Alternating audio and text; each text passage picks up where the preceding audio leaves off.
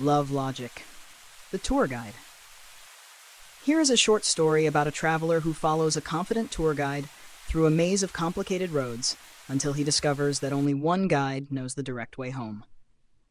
In the old city of Mirador, visitors arrived each morning searching for the famous Garden of Peace.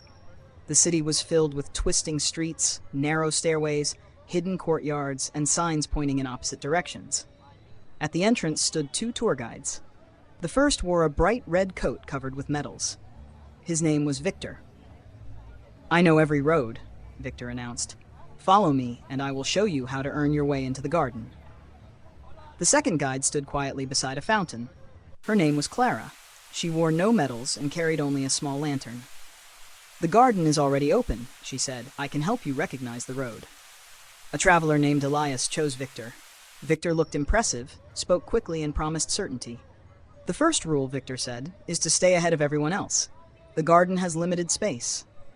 Elias hurried behind him. They climbed a steep hill, crossed a crowded market, and entered a street called Comparison Lane. There, Victor pointed to the other travelers. "That man is closer than you. Walk faster. That woman has more supplies. You should feel concerned. That family looks peaceful. Perhaps they know something you do not." Elias began watching everyone around him. The more he compared, the farther away the garden seemed. "Are we nearly there?" he asked. "Almost," Victor replied. "But first you must prove you deserve it." He led Elias into Judgment Square, where visitors stood on platforms measuring their success, importance, and goodness. Elias stepped onto a scale. The needle moved wildly. "What does it mean?" he asked. "It means you are not enough yet," Victor said. "What must I do?" "Collect approval. Avoid mistakes. Defend your position. And never give anything away unless you receive something better in return." Elias followed the instructions for hours. He gathered compliments, protected his belongings, and argued whenever someone questioned him. By sunset, his pack was heavy, his body was tired, and he had returned to the same fountain where the journey began. Clara was still there. Elias stared at Victor. "We walked all day and went nowhere." Victor smiled. "Tomorrow we will try harder." Clara stepped forward. "Any direction that does not lead toward peace leads nowhere, no matter how impressive the journey appears." Victor frowned. "Her route is too simple." "That is why you do not trust it," Clara replied. Elias turned toward her. "What is your first rule?" Clara lifted the lantern. "What you offer, you first accept for yourself." "I do not understand." "If you offer fear, you teach yourself that fear is real. If you offer judgment, you place yourself inside judgment. If you offer blessing, you discover that blessing was already yours to give." Victor laughed. "That is not how the world works." "No," Clara said, "it is how love works." Elias looked at the heavy pack on his back. Inside were all the compliments, arguments, comparisons, and defenses he had collected. "What should I do with these?" "You are free to carry them," Clara said. "They will not be taken from you." "Then how do I get rid of them?" "You give them up because you see they lead nowhere." Elias opened the pack. He removed a medal marked "Better Than Others." He removed a map called "The Past Determines the Future." He removed a compass that pointed only toward getting and keeping. At the bottom, he found a small mirror with the words "Protect Your Separate Self" engraved around the edge. As Elias placed each object beside the fountain, the pack became lighter. Victor shook his head. "Without those things, you will have nothing." Clara looked at Elias. "How do you feel?" "Relieved." "Then let us walk." She led him through a small gate Elias had passed many times without noticing. Beyond it was a quiet path lined with flowers.